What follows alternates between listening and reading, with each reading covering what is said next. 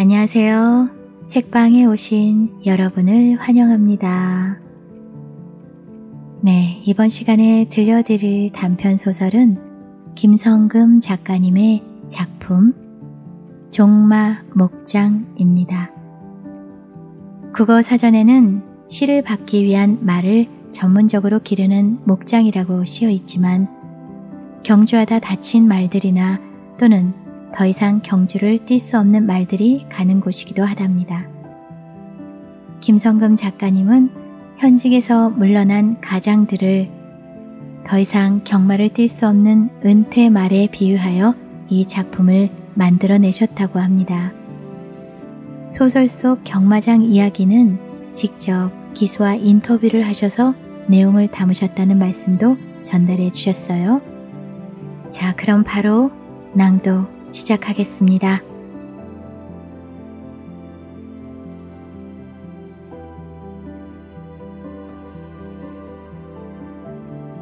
종마 목장 김성금. 은행나무 둥치를 부여안고 씨름이라도 하듯 마구 흔들어대는 송씨의 모습이 보였다. 최씨는 경비실 문을 열어 젖혔다. 이봐, 댄 새벽에 멀쩡한 나무는 왜 잡아 흔들어? 송씨는 용을 쓰느라 붉어진 얼굴로 돌아보았다. 은행잎 몇 개가 수치 많은 송씨의 머리 위에 얹혀있다. 최씨는 자신과 동갑나기인 송씨가 부러울 적이 많았다. 패갑 나이에도 불구하고 송씨는 10년은 젊어 보였다. 도대체가 세상살이를 복잡하게 생각하는 법이 없었다. 매사를 단순하게 처리하는 송씨를 닮아보려고 애써 보았지만 원체 어려운 일을 많이 겪어온 터라 쉽사리 고쳐지지 않았다. 이렇게 털어도 안 떨어지는 놈들은 뭐람? 질기게도 버티는구먼. 버티려면 끝까지 매달려 있든가. 다 쓸고 돌아서면 툭 떨어져서 남의 심사를 뒤집지 뭔가. 송씨는 머리 위에 얹힌 은행잎을 툭툭 털고 나무에 기대놓은 빗자루를 집어들었다. 며칠 전만 해도 노란 은행잎이 바닥에 수북이 쌓였다. 아파트 주민들이 은행나무 밑 벤치에 아이들을 앉혀놓고 사진을 찍으며 수선을 떨었다. 아이들의 웃음소리가 아직도 귓전에 남아있는데 이제 송씨가 걸어모은 나뭇잎은 한 움큼이 될까 말까 할 정도다. 깨끗이 쓸어넣은 바닥에 은행잎이 하나 살며시 떨어진다. 최씨는 은행잎을 주워들었다. 막무가내로 흔들어도 떨어지지 않던 이파리치고는 형편없는 몰골이다. 가장자리가 갈색으로 말라가고 있다. 식물도 사람과 마찬가지로 떠나가는 모습이 추리하기만 하다.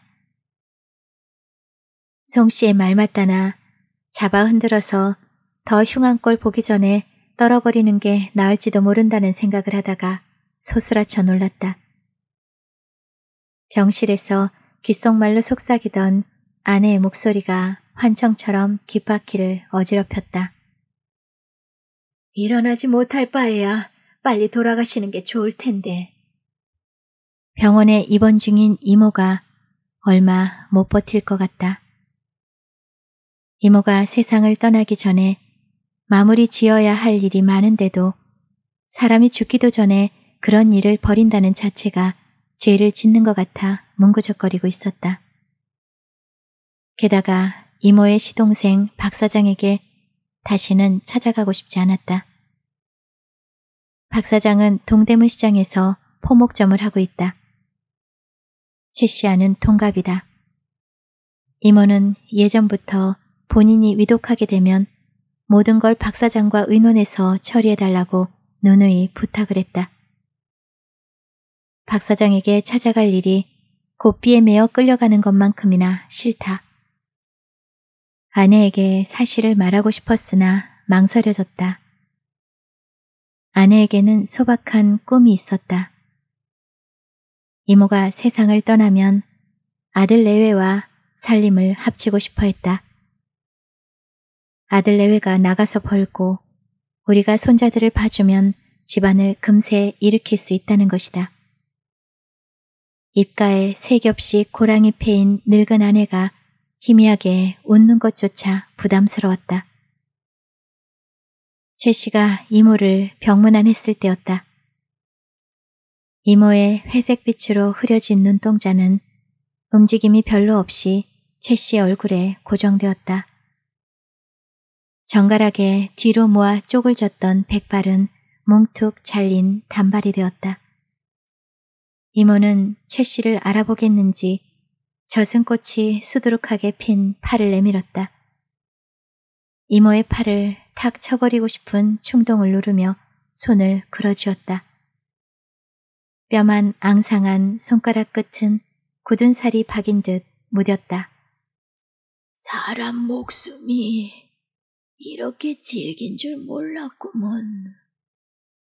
살아있는 게 너무 창피하구먼.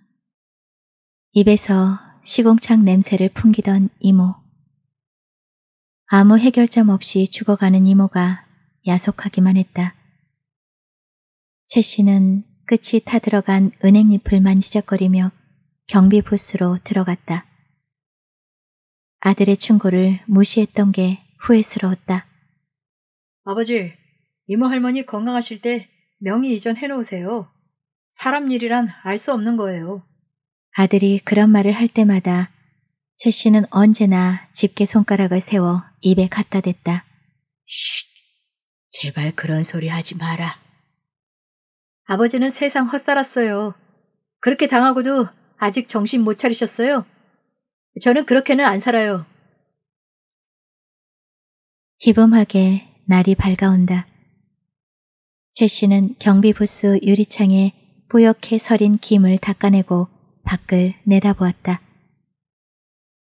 아들 말 맞다나 당하고 또 당하면서도 사람들의 말을 무조건 믿는 건 병 중에도 큰 병이라는 생각이 들었다. 이른 아침에 퇴근을 해봐야 딱히 갈 곳이 없으면서도 교대 시간이 기다려진다. 경비 일지에 사인을 한 후 한평 남짓한 공간 속을 천천히 돌아보았다. 탁자 위에 각 세대로 연결된 인터폰 교환기가 있고 오른쪽 벽으로 방송용 앰프 스위치가 꼬리표를 달고 돌출되어 있다. 무심코 지내다가도 유리벽 안에 갇혀있는 자신을 문득 깨닫게 되면 갑갑증이 치밀어 오르곤 했다. 그때마다 잇몸을 옥죄고 있는 틀니를 빼내어 닦으면서 까부라지는 기분을 추스리곤 했다. 그래도 성실한 끝은 있을 게야.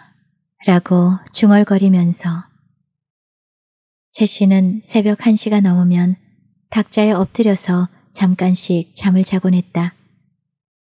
송 씨는 아예 경비실 바닥에 신문지를 펴고 누워 새벽녘까지 잔다고 했다. 송 씨의 배짱이 부러웠다. 하지만 퇴근을 하자마자 곧바로 다른 아파트의 경비실로 달려가야 하는 송 씨의 딱한 처지를 생각하면 안쓰러웠다. 최 씨는 틀니를 끼우고 자근자근 씹는 신용을 하며 경비 부스에서 나왔다. 후문 쪽으로 한 바퀴 돌고 나서 퇴근을 하려고 아파트 뒤쪽으로 돌아갔다. 작년까지만 해도 둘레에 경계를 쳐놓고 넓은 잔디밭을 손질했었는데 이제는 주차장으로 개조되어 차들이 그 자리를 차지하고 있다. 후문 옆 경비 초소는 빈 채로 몇 달째 방치되어 있다. 주민들이 관리비가 많이 나온다며 항의하자 인건비 절감을 한다는 명목으로 후문 경비 초소를 비우게 했다. 곽 씨와 김 씨는 어디로 갔는지. 후문 쪽에 경비를 내보내면 어떻게 하느냐고 대들다가 관리소장에게 퉁발이 맞은 송 씨는 아예 후문 쪽으로 얼씬도 하지 않았다. 경비 초소 주변을 한 바퀴 휘둘러 보았다. 가슴으로 찬바람이 파고들었다. 몸을 잔뜩 움츠리며 경비 부스로 돌아왔다. 교대 근무자가 마침 유니폼을 갈아입고 있다. 최 씨는 인수인계를 하고 부스에서 나왔다. 송 씨는 벌써 오토바이를 부릉부릉 대며 다가왔다. 최형, 오늘 나랑 좋은 데 갑시다. 오토바이에서는 빠른 음악이 흘러나오고 송 씨는 젊은 애처럼 어깨를 들썩거리며 웃었다. 아내와 이모, 박 사장의 얼굴이 떠오르자 골치가 아팠다. 매사를 단순하게 라는 송 씨의 슬로건이 눈앞에 펼쳐졌다. 최 씨는 오토바이 꽁무니에 얼른 올라타며 송 씨의 허리를 끌어안았다. 오늘 저쪽 아파트 근무는 어쩌고? 하루 쉬기로 했시다. 송 씨가 입은 소털색 점퍼가 바람에 부풀어 얼굴을 가리는 통에 눈을 감았다. 바람은 머리카락을 함부로 흐트러뜨렸다. 뒷덜미로 찬바람이 파고들었다. 고개를 젖혀 하늘을 보았다. 짙은 먹장 구름 속에 가린 태양이 안개 속에 헤드라이트처럼 뒤따라왔다. 막막한 인생살이 속에 저렇듯 흐릿한 희망이라도 있다면 좋겠다는 생각이 들었다. 강중대장 얘기 들은겨? 해직 중대장들 보상해준다면서. 송 씨의 목소리가 바람 속으로 흩어졌다. 최 씨는 공허하게 웃었다. 예비군 중대장직에서 해직당한 지 10여 년이 흘렀다. 이제 와서 보상을 해준다는 것도 우습지만 강중대장 같은 사람이 발벗고 나선 모양새가 더 우스꽝스러웠다. 예전에 강 중대장은 예비군 훈련을 빼주는 조건으로 돈 봉투를 잘도 챙겼다. 지가 살던 판잣집을 세놓고 양옥을 지었다. 같은 월급으로도 매일 허덕거리던 송 씨나 최 씨는 그 비상한 재주가 놀랍기만 했었다. 이봐, 최중대장. 너무 딱딱 부러질 필요 없어. 그까지 월급 가지고 생활을 어떻게 하나? 적당히 챙기면서 살아도 뭘 할 사람 없어. 최 씨는 강중대장이 툭 붉어져 나온 눈망울로 면전에서 비웃기라도 하는 듯 허공을 노려보았다. 나라를 위해 충성한다는 각오로 그 자리를 성실하게 지켰다. 자식들에게도 떳떳한 아버지였다. 대통령 표창으로 받은 벽시계가 최 씨의 집에서는 유일하게 고급 물건이었다. 가난이야말로 최 씨의 결벽성을 보여주는 잣대였다. 아버지, 파출소 앞을 지나오는데 순경 아저씨가 너 최중대장님 아들 맞지? 그러는 거예요. 친구들이 모두 부러워했어요. 아들은 어릴 적에 최 씨를 존경하는 눈으로 바라보았다. 그런데 새로운 정부가 들어서면서 최 씨는 이유 없이 잘렸다. 그렇다고 한마디 투정을 할 수도 없었다. 자랑스러웠던 과거는 유신의 망령이라는 창피스런 과거가 되어 곤두박질 쳤다. 자식들은 더 이상 아버지의 과거를 자랑스럽게 떠들어대지 않았다. 이제 해직 중대장이라는 피해자가 되어 다시 명예를 회복할 모양인가. 국회의사당 앞에 모여 농성을 할 예정이라니. 60을 넘긴 늑정이들이 체계적으로 농성을 할 수 있을지 의문이다. 제 용돈도 제대로 벌어쓰지 못하는 사람들, 중풍 맞은 사람들이 꽤 있다. 대학생들처럼 힘차게 팔이나 제대로 뻗을 수 있을까? 그 아우성치는 꼴을 상상만 해도 웃음이 터질 지경이다. 그런데 웬일인지 눈꼬리로 눈물이 흘렀다. 점퍼 소매로 눈가를 쓱 문질렀다. 오토바이는 과천 대공원 쪽으로 꺾어져 들어갔다. 송 씨는 헬멧 마스크를 올리고 소리쳤다. 야당에서 밀어붙이겠다는 확답을 받았대. 보상 금액도 결정됐다던데. 노랗게 마른 잔디 사이로 푸른 빛을 띤 풀무더기에 눈길이 멎었다. 가꾸지 않아도 질기게 살아남는 잡초의 생명력이 부러웠다. 그렇게 얘기가 되어간다면야 정부가 어련히 알아서 해줄까? 송씨의 허리춤을 바싹 움켜쥐며 소리쳤다.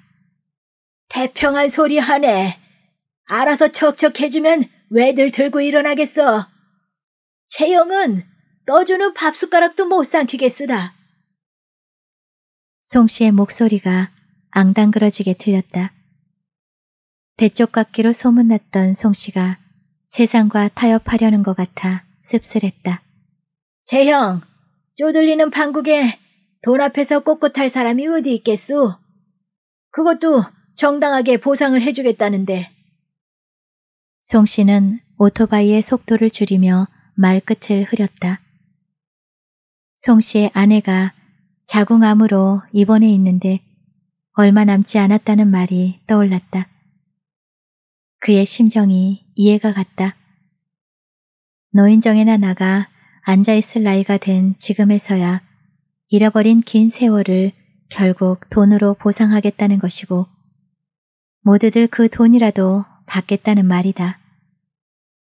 아무런 뒷받침을 해줄 수 없었던 자식들을 생각하면 제일 먼저 데모 대열에 나서고 싶은 심정이었다.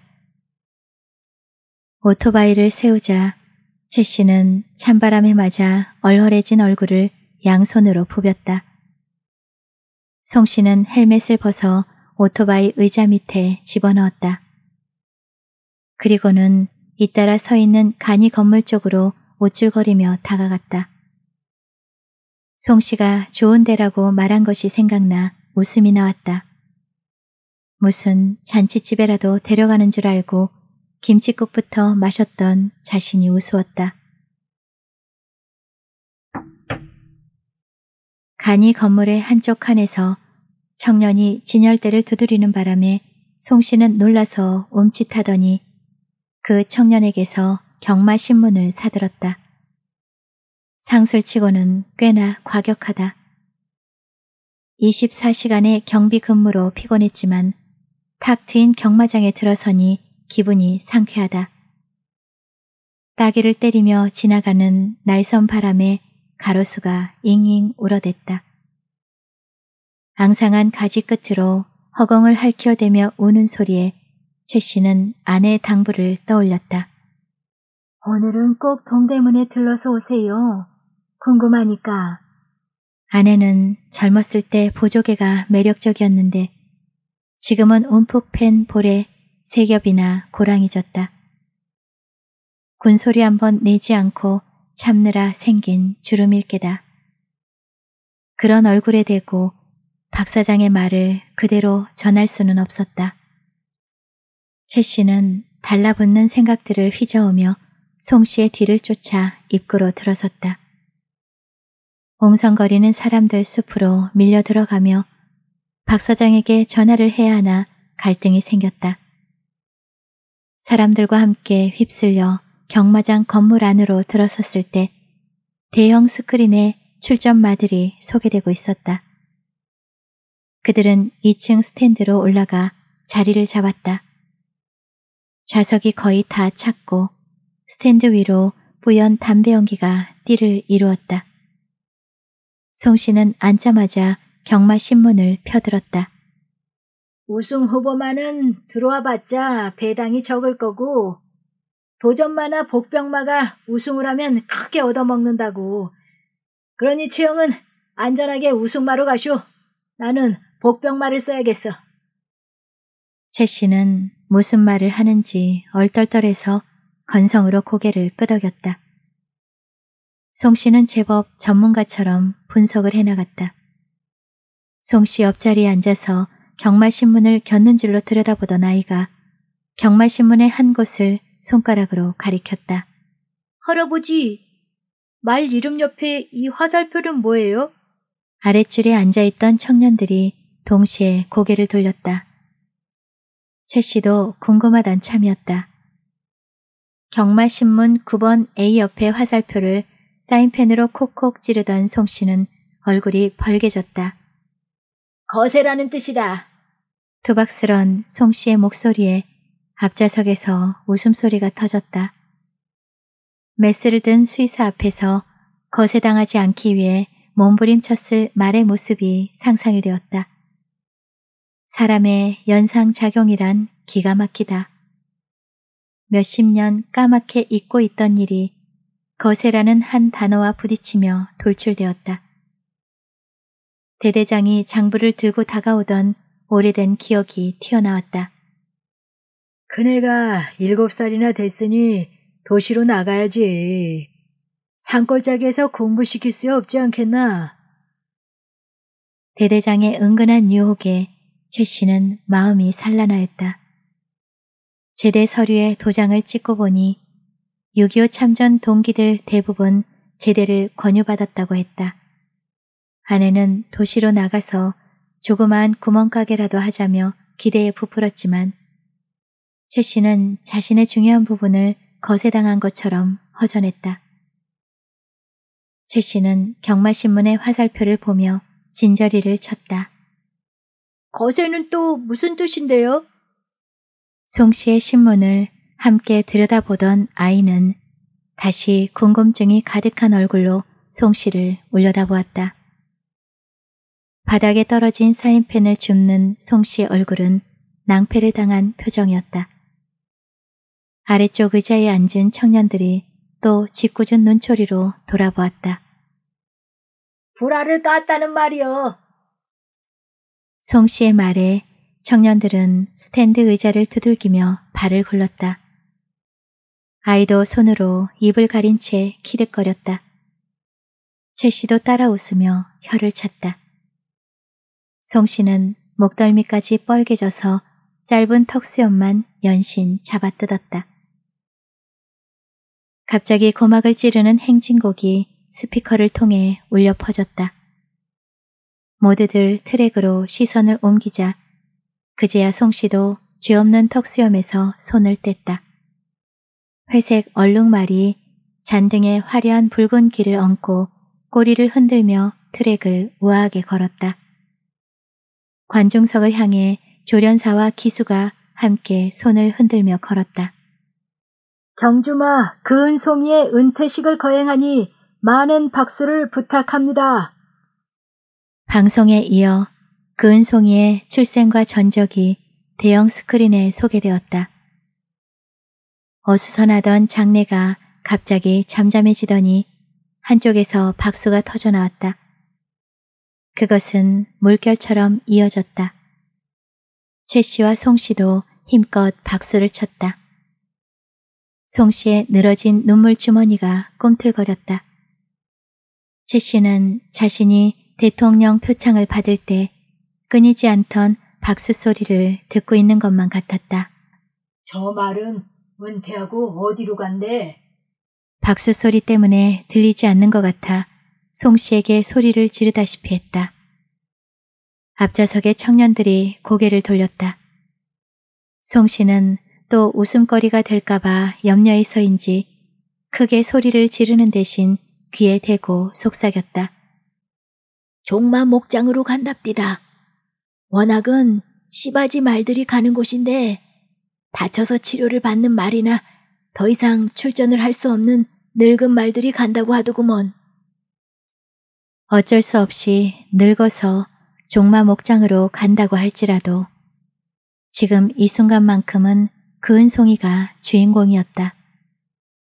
잇몸을 올가매고 있는 틀니를 뽑아 점퍼 주머니에 넣고 벌떡 일어섰다.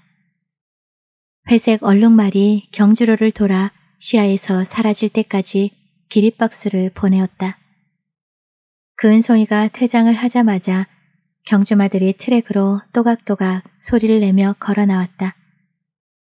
울긋불긋한 의상으로 치장한 기수를 태우고 엉덩이를 흔들며 선을 보였다. 관중석에서는 또다시 말을 고르느라 대형 스크린과 말을 번갈아 살피기에 바빴다. 송 씨와 그 옆의 아이도 경마신문과 말을 번갈아 보았다. 전광판의 숫자가 물결치듯 바뀌어가고 있었다. 막권을 사기 위해 일어서는 사람들로 장내가 어수선하였다. 송 씨도 엉거주춤 일어서며 복승식 카드를 꺼내 사인펜으로 메웠다. 최 씨는 단승식에 걸 거지? 몇 번에 걸 건데? 9번 A에 걸까봐. 송 씨는 턱수염을 잡아뜯으며 최 씨를 흘겨보았다. 최 씨는 9번 A에 화살표를 톡톡 건드리며 웃었다. 거세된 게 가벼워서 잘 뛰지 않을까? 송 씨도 최 씨의 머리를 쥐어박는 신용을 하며 호탕하게 웃었다. 송 씨는 10,000원권을 꺼내 복승식 카드와 함께 매표구에 집어넣었다. 최 씨는 머뭇거리다가 주머니에서 500원짜리 동전을 꺼내들었다. 유리벽 안쪽에 여직원들의 손가락이 바쁘게 움직였다. 한 뼘 간격으로 세워진 쇠창살이 그녀들을 돈다발과 함께 가둬놓은 것 같았다. 자기가 근무하는 경비 부스 역시 감옥일지도 모른다는 생각이 들었다. 500원과 함께 단승식 카드를 유리 틈으로 밀어넣었다. 여직원이 고개를 들고 얼굴을 쳐다볼까봐 마음이 쓰였다. 그러나 여직원은 기계에서 막건을 꺼내 구멍으로 밀어줄 뿐 고개도 들지 않았다. 그들에게는 돈이 많든지 적든지 간에 자신의 일에 충실하기만 하면 그만일 터였다. 500원짜리 막건이 부끄러웠지만 들리를 힘주어 깨물고 돌아섰다. 뒤쪽에 10만원짜리 수표를 들고 섰던 영감이 최 씨의 행색을 살폈다. 큰 소리로 헛기침을 해보지만 돈이 많은 사람 앞에서는 괜히 주눅이 들었다. 10,000원짜리 막건을 사기에도 그들의 월급은 너무도 적었다. 며칠 전 투덜거리던 송 씨의 모습이 되살아났다. 내 참 더러워서 경리 보는 계집의 월급이 경비 반장 월급과 같으니 말이야. 왕년에 형사반장 했던 놈이나 예비군 중대장 했던 놈이나 꼴쳐 쓰다. 어떤 놈은 한 달 벌어 3대가 먹고도 남는다는데 한 달 벌어 열을 버티기도 힘드니 원. 송 씨는 점퍼 주머니에서 찌그러진 담뱃갑을 꺼내들며 궁시렁거렸다. 송형, 우리도 월급 올려달라고 데모해볼까? 송 씨는 불이 붙지 않은 담뱃가치를 들어 가로저었다. 얘기가 그렇다는 게지. 이 나이에 무슨. 그나마 떨려나면 어디서 써주기나 한답디까. 그러던 송 씨였다. 고작 몇십만원 벌이에 무슨 허풍으로 오늘 같은 날 큰 돈을 쓰는지 원. 찢어진 막건이 그득한 쓰레기통에 칵 소리를 내며 가래침을 뱉었다. 공중전화 부스가 그 옆에 있었다. 지갑에서 전화카드를 꺼냈다가 도로 집어넣었다. 이미 끝난 얘기인데 전화를 다시 걸어봐야 무슨 소용이 있겠는가. 영문도 모르는 아내는 박 사장을 기다렸다. 박 사장이 오면 모든 일이 잘 되리라고 생각하는 모양이었다. 박 사장을 만나기 전까지 최 씨 역시 그런 생각을 갖고 있었다. 이모는 남편과 하나 있던 아들마저 잃고 혼자 살아가고 있었다.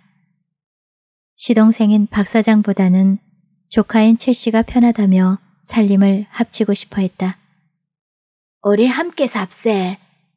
자네들도 내 집이라 생각하고 살면 서로 좋지 않겠나? 단칸방에서 오글오글 사는 것보다야 훨씬 나을 걸세. 해직되어 놀고 있던 형편이었고 머리 굵은 아이들과 한 방을 쓰기에도 구차하던 터라 쉽게 승낙을 했었다. 또한 살고 있는 판잣집은 재개발할 것이라는 소문만 무성할 뿐 언제가 될지 막연하게만 했었다. 내가 죽더라도 이 집에서 살게나. 산소 자리나 하나 마련해주면 난 더 이상 바랄 게 없어. 판잣집을 처분한 돈으로 이모의 집을 리모델링하고 모든 생활비를 부담하면서 잘 살아왔다.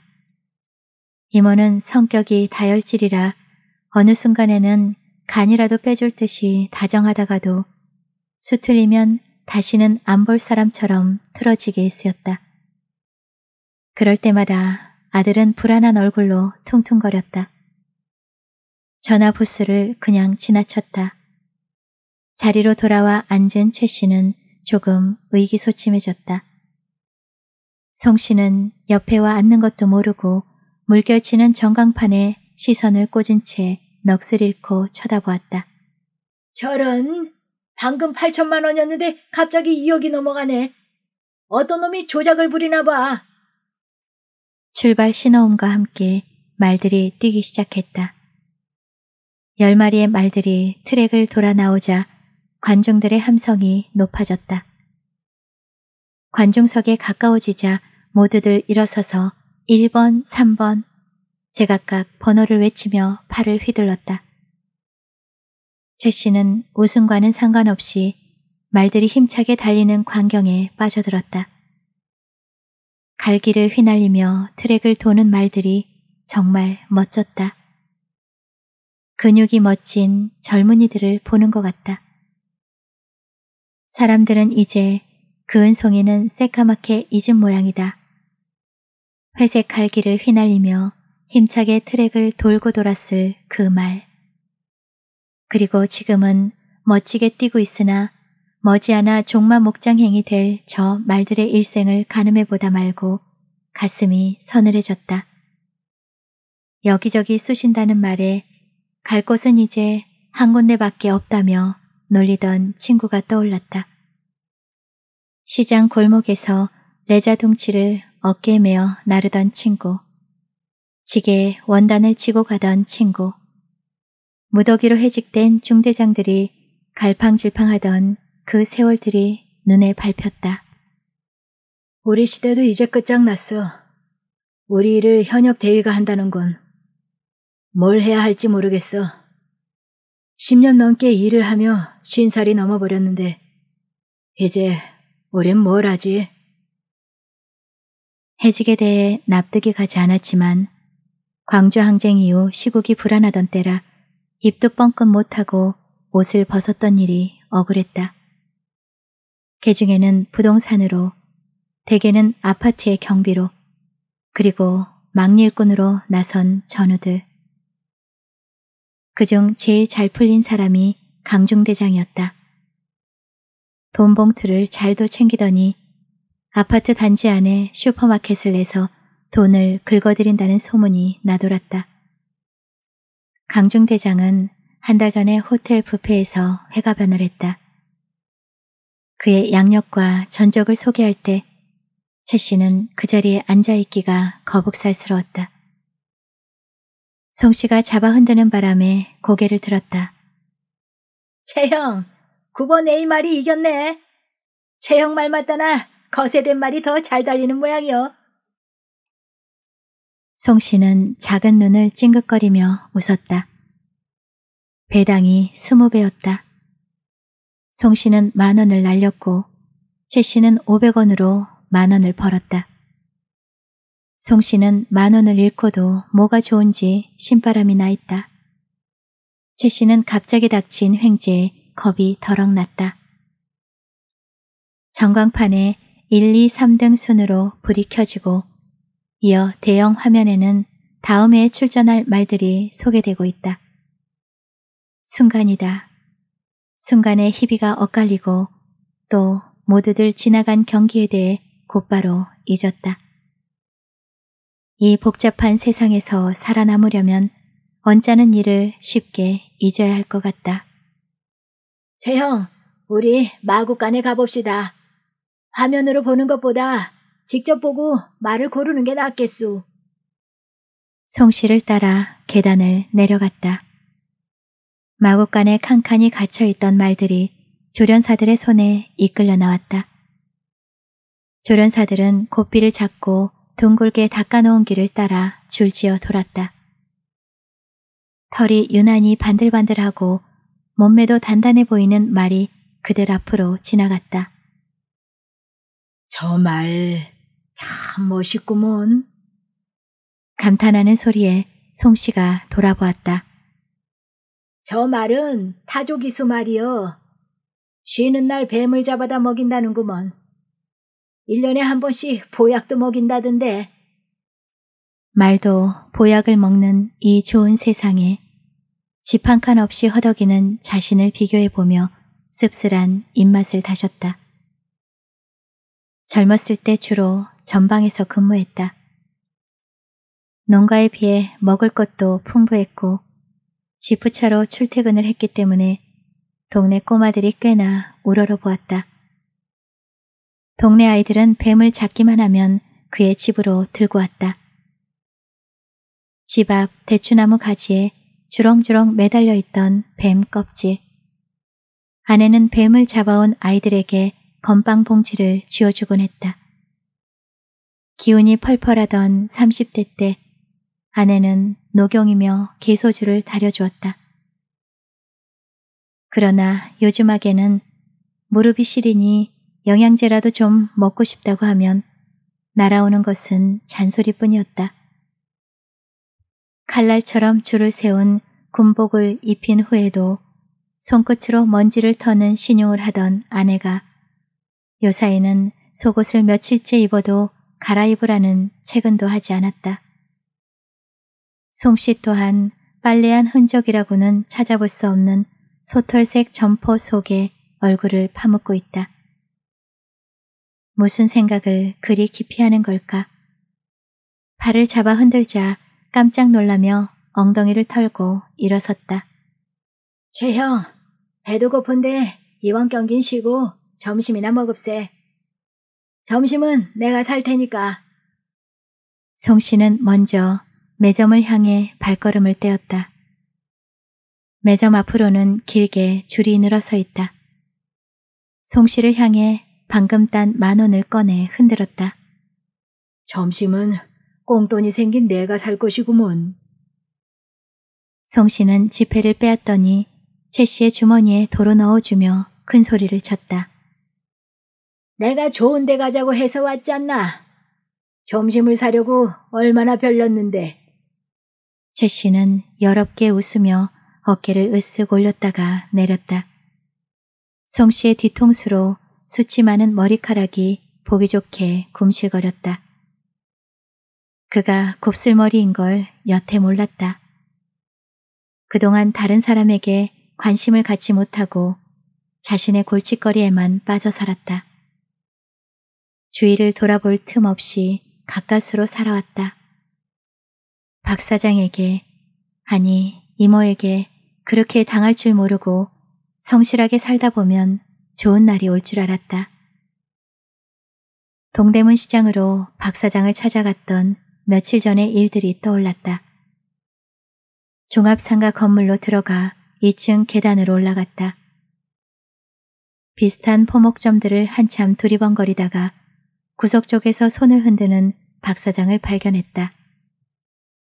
최 씨의 왜소한 몸짓과는 달리 훤칠한 키에 둥그런 눈매를 가진 박 사장은 동갑인데도 불구하고 몇 년은 젊어 보였다.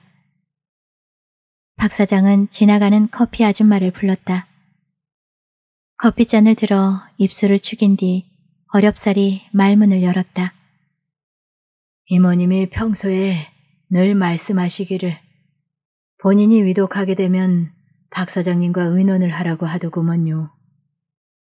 여자 손님에게 샛노란 공단 피를 끌어서 내밀고 있던 박 사장은 수치 많은 눈썹을 찡그렸다. 장례의 준비를 말하는군요. 박 사장은 담배를 피워 물었다. 연기를 내뿜으며 턱을 문지르던 박 사장의 둥그런 눈망울이 반짝 빛을 내었다. 뭔가 좋은 생각이 떠오른 게라고 생각했는데 박 사장은 아무 말 없이 여자 손님 쪽으로 몸을 돌렸다. 싸게 드리는 겁니다. 아가씨가 예뻐서 많이 깎아드렸어요. 덩치에 어울리지 않게 박 사장은 연신 허리를 굽실거리며 너스레를 떨었다. 아예 최 씨의 존재를 잊은 것처럼 한복감에 두루마리를 펴놓고 한마요 두마요 하며 짐짓 여유로운 몸짓으로 옷감을 쟀다. 박 사장이 어떤 얘기를 꺼낼까 궁금해하며 종이컵에 담긴 커피를 조금씩 마셨다. 최 선생, 사실 형수님과 애초에 약속한 일이긴 한데 미안하지만 그 집을 좀 비워줘야겠습니다. 최 씨는 하마터면 남은 커피를 잘라놓은 노란 저고리감에 엎지를 뻔했다. 박 사장은 금세 얼굴 표정을 바꾸고는 다시 여자 손님과 실랑이를 벌였다. 벌떡 일어나서 박 사장의 턱을 주먹으로 한 대 올려치고 싶었다. 한창 때는 그의 주먹을 당할 사람이 없었다. 박 사장 옆으로 다가갔다. 이모와 살림을 합칠 때부터 그 집은 최 씨 가족에게 주기로 약속이 되어 있었다. 박 사장은 수박색 공단을 들어 또 재었다. 불끈 쥔 주먹이 덜덜 떨렸다. 죄 없는 종이컵만 오그러뜨렸다.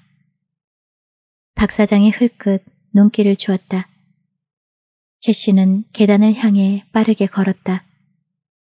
뒤에서 박 사장의 다급한 목소리가 들려왔지만 내쳐 걸어 내려갔다.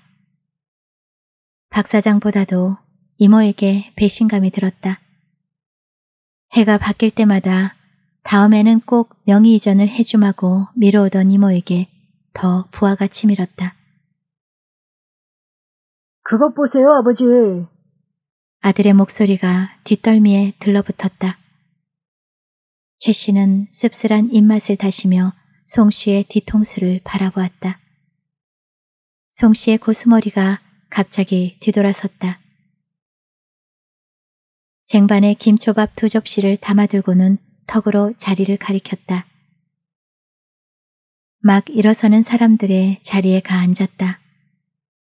이봐, 강중대장이 그러던데 우리 살던 판자촌이 재개발되어 20층짜리 아파트가 쑥쑥 올라가고 있디야.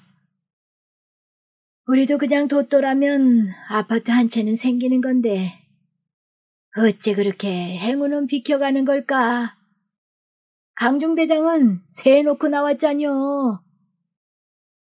이래저래 돈 버는 놈은 따로 있다니까. 우리는 항상 뒤통수나 맞는 신세고. 김초밥을 입에 넣고 틀니로 우물우물 씹어대던 최 씨는 목이 메었다. 물을 가지러 가는 척하며 일어섰다. 그 판잣집을 처분한 돈을 이모네 집 리모델링 하는데 다 써버렸으니 이 집에서 나가면 당장 나가 앉을 데도 없다. 송 씨가 뚱딴지같이 꺼내놓은 고층 아파트 얘기에 심사만 더 꼬였다. 물컵을 내려놓으며 송 씨를 재촉했다. 빨리 먹고 다음 게임에 도전해야지. 아이고, 늦게 배운 도둑질에 날 새는 줄 모른다더니. 이번에는 가면을 쓴 말에 표를 던질 작정이었다. 소리에 민감한 반응을 일으키는 말은 가면으로 귀를 막는다고 경마신문에 소상하게 설명이 되어 있다. 그런 말일수록 사납게 질주할 수도 있다고 한다. 건물로 들어서는데 송 씨의 허리춤에서 삐삐가 울었다. 송 씨는 삐삐를 끄면서 고개를 갸웃거렸다. 그리고는 공중전화로 달려갔다. 자궁암으로 누워있는 송 씨의 아내에게 무슨 일이 닥친 게 아닐까. 최 씨는 가슴이 덜컥 내려앉았다. 말이 달리기 시작했다. 코너를 도는 지점에서 대체로 순서가 정해지기 마련이었다. 가면 쓴 말이 선두로 달려나왔다. 뒤에 말들이 많이 뒤쳐져 있다. 옳지, 달려라, 달려. 최 씨는 벌떡 일어나서 팔을 휘두르며 소리쳤다. 악소리와 함께 함성이 일순 멎었다. 텔레비전 볼륨을 갑자기 죽인 것처럼 잠잠했다. 결승점을 앞두고 가면 쓴 말이 다리를 꺾고 넘어진 것이다.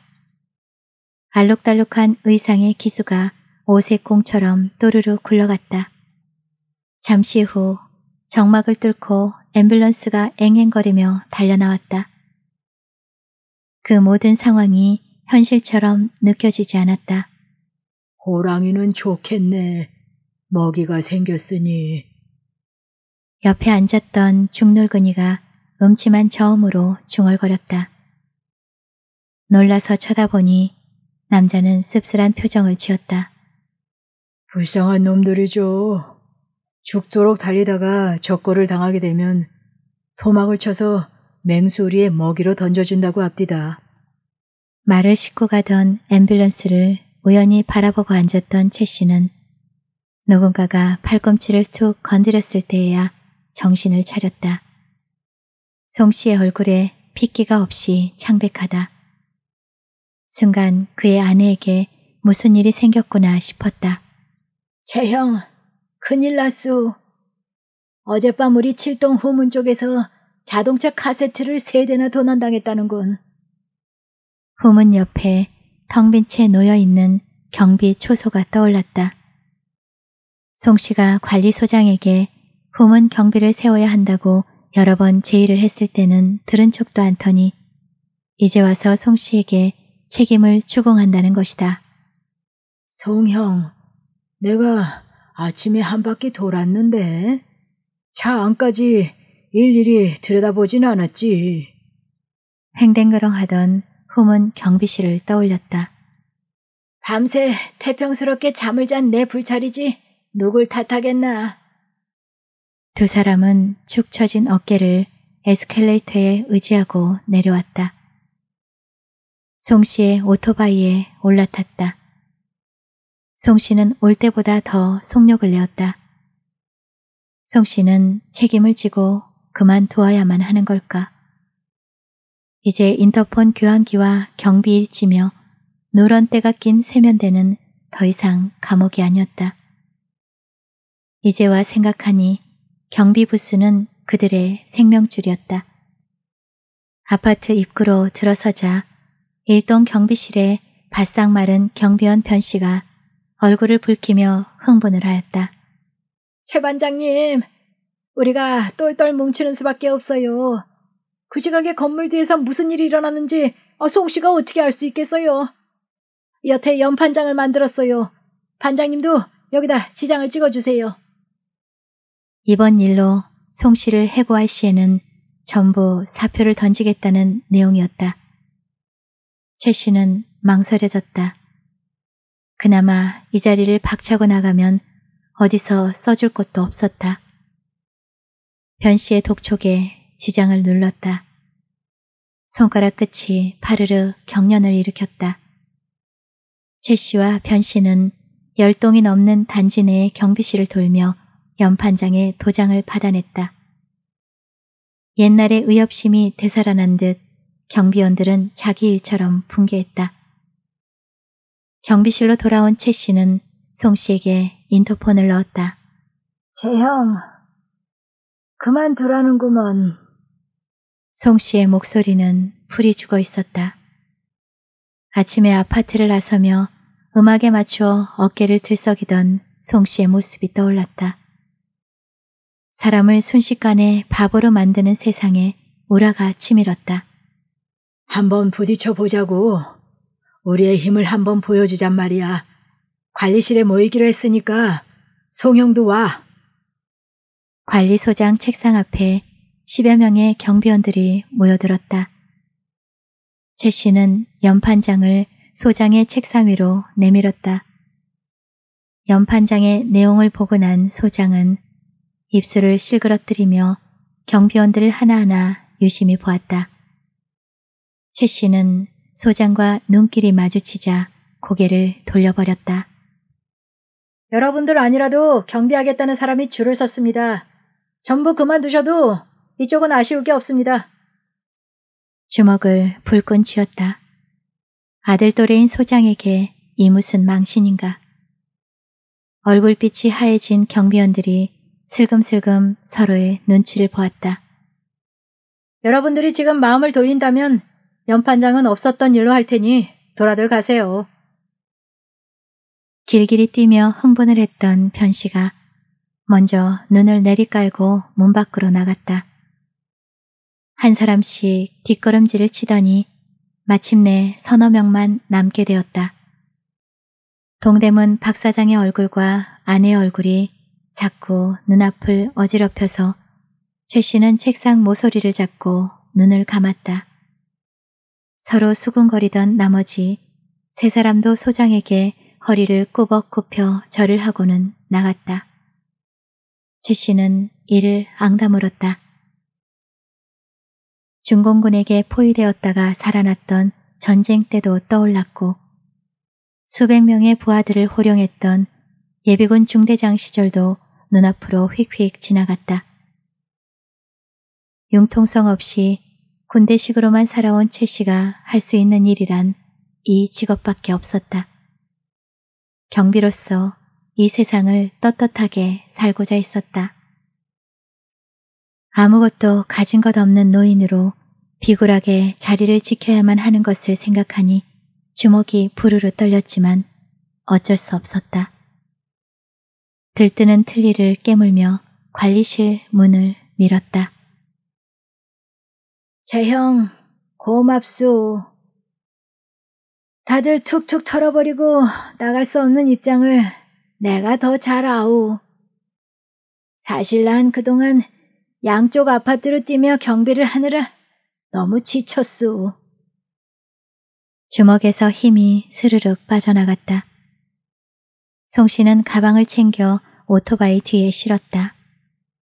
시동을 걸자 자동으로 흥겨운 음악이 오토바이 주위를 맴돌았다. 재형, 경마장에서는 즐거웠소. 사실 오늘이 내 회감날이거든. 송 씨의 오토바이가 서서히 아파트 입구를 향해 달려나갔다. 회갑. 오늘따라 틀니가 잇몸을 옥지었다. 최 씨는 틀니를 뽑아들고 허리를 폈다. 오토바이를 타고 떠나는 송 씨의 뒷모습이 쓸쓸하다. 삶의 현장인 경마장을 떠나 종마 목장으로 향하던 회색 얼룩말 그 은송이의 모습이 겹쳐졌다. 그가 떠난 뒤에 남은 건 파랗게 날이 선 하늘과 맞물려 있는 고층 아파트다.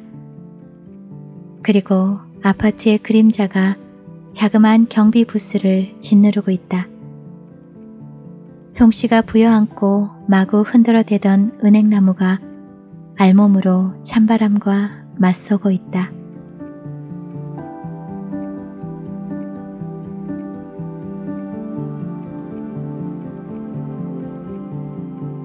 김성금 작가님의 종마 목장 낭독을 마치도록 하겠습니다.